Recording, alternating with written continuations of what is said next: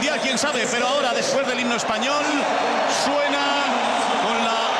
Apesar de ser um esporte popular que se moderniza de certa forma, com o passar dos anos, o futebol ainda tem campo para muitos tabus e preconceitos. Se dentro das 4 linhas sobram atletas multimilionários e influentes, fora delas ainda falta uma força que lute por uma maior representatividade no esporte.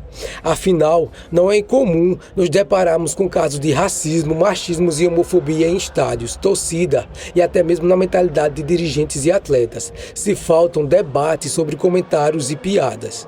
Mas um caso que deveria servir como um tiro para dar meta a essas questões foi deixado para escanteio com o passar dos anos. Entretanto, isso não significa que ela deve ser esquecida e que não possa ser revivida. Sendo assim, conheça a história de Justin Fashanu, o primeiro jogador a se assumir gay publicamente. Filho de um nigeriano e uma guianense, Justin Sonny Fashanu nasceu na humilde região londrina de Hackney. A primeira dura falta que Fashanu recebeu em sua vida foi logo quando nasceu. Renegado e abandonado pelos pais, ele e seu irmão mais novo, John, foram deixados em um orfanato. O futuro futebolista tinha apenas 5 anos quando ele e o caçula foram adotados por Ralph e Betty Jackson, que viviam em Attleborough, na Inglaterra, na região de Norfolk, que fica a cerca de 120 quilômetros da capital. As incertezas em sua vida continuaram ainda na juventude. Aos 8 anos, o racismo escancarado de uma sociedade conservadora o perseguira. Naquela ocasião, Enoch Powell, político do Partido Conservador, fez um triste e marcante discurso contra a criminalização do preconceito racial. Neste país, dentro de 15 ou 20 anos, o negro terá sob seu controle o homem branco.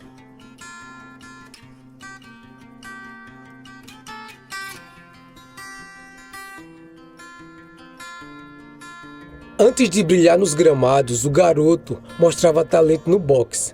Foi por 2 vezes finalista júnior dos pesos pesados. Tinha tudo para se tornar um pugilista profissional, se não fosse a persistência de um olheiro do Norwich City, um pequeno clube da homônima cidade do leste inglês. No futebol, Fashanu passou a chamar a atenção pelo seu talento. Era alto para cabecear, veloz para passar pelos zagueiros e forte o bastante para enfrentar as atitudes racistas de torcedores que chegavam a imitar macacos e arremessar bananas no campo. Debutou como profissional pelo Norwich em janeiro de 1979, aos 17 anos. Era o início de uma carreira.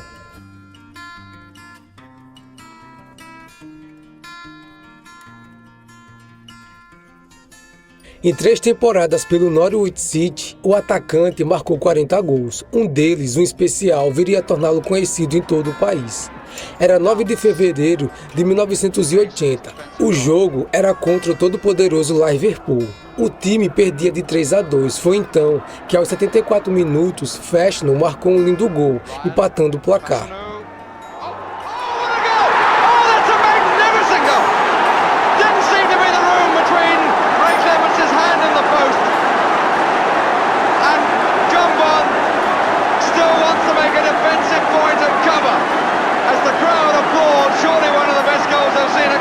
This season.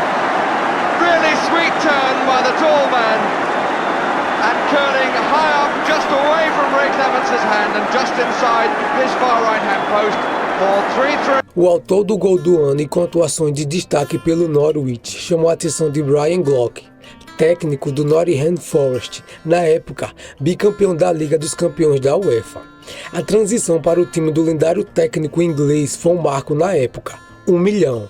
Fashanu se tornava o jogador negro mais caro do futebol inglês. O atleta acabou não rendendo às expectativas de um novo clube. À medida em que suas atuações dentro do campo ficavam cada vez mais apagadas, cresciam rumores da vida extra-campo. Passaram a ser frequentes os comentários e piadas sobre suas idas à boate gay da pequena Nottingham.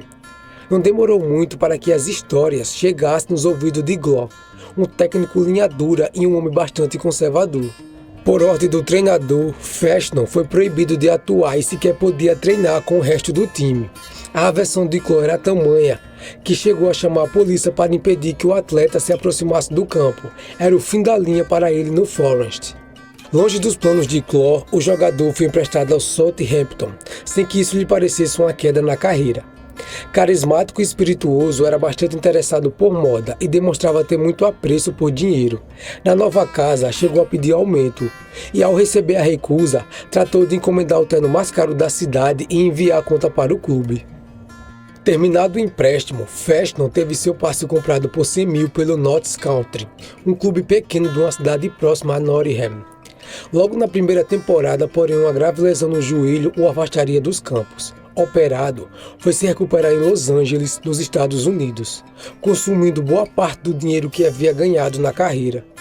Sem espaço nos clubes de primeiro escalão e com a carreira em declínio, recorreu a tudo.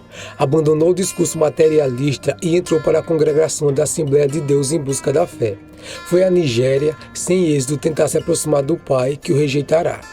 Longe da fama nos gramados, rodou por time de pouca expressão na própria Inglaterra, Estados Unidos e Canadá.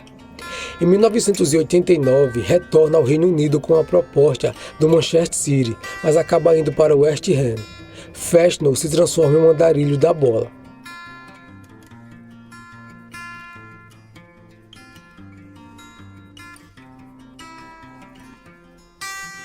Passados vários anos, desde o entrevero com Brian Globe e a conturbada saída do Nottingham Forest, Fashanu era menos conhecido no campo e mais falado pelas suspeitas fora dele.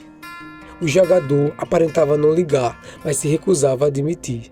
Tudo mudou quando seu agente Eric Hell o convenceu e o acertou com o jornal em entrevista exclusiva. Em 22 de agosto de 1990, o tabloide britânico The Sun estampa: estrela do futebol de 1 milhão de libras, eu sou gay. Na minha carreira, quando acontecia algo, eu ia para o The Sun. Quando virei jogador de 1 milhão, saiu no The Sun. Virei um cristão renascido, saiu lá. Então pensei, se for para fazer direito e ser franco, vou usar o mesmo meio que usei nas vezes anteriores. Disse Fashanu em uma entrevista a uma TV britânica para justificar o porquê de ter escolhido um tabloide sensacionalista para falar sobre sua vida sexual. Estampada nos jornais britânicos e repercutida em todo o mundo, a revelação mexeu com um tema quase censurado no futebol. A vida sexual do jogador passaria a ser discutida entre técnicos e jogadores, em boa parte regada a discursos conservadores e a repulsa à presença de um homossexual no vestiário ou gramado. Com a exposição, Fashanu ganhou 70 mil do TSM, mas perdeu muito mais.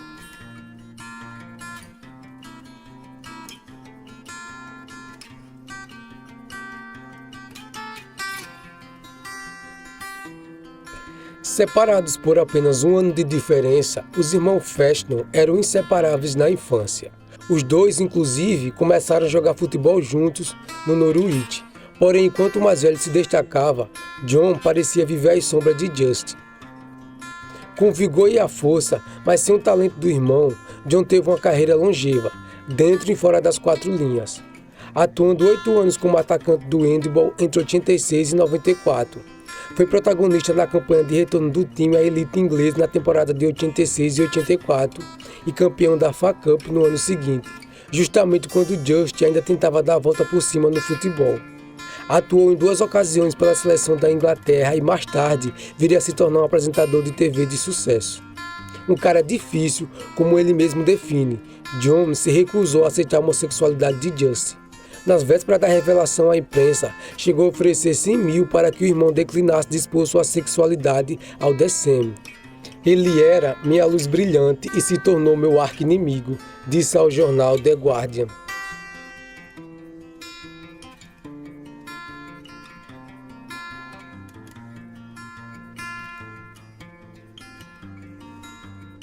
Sem a aceitação dos colegas de profissão e do próprio irmão, Justin jamais recuperou o bom futebol. Passou por 11 times diferentes desde que se assumiu publicamente. Na imprensa e entre os torcedores, não se falava mais de gols e jogadas do veloz e ágil atacante, mas sim da vida extracampo do único gay assumido do futebol inglês. Justin viria a ter sua vida exposta outras vezes no The Sun. Em uma delas foi alvo de boatos sobre uma suposta relação com um parlamentar casado. A história nunca se confirmou.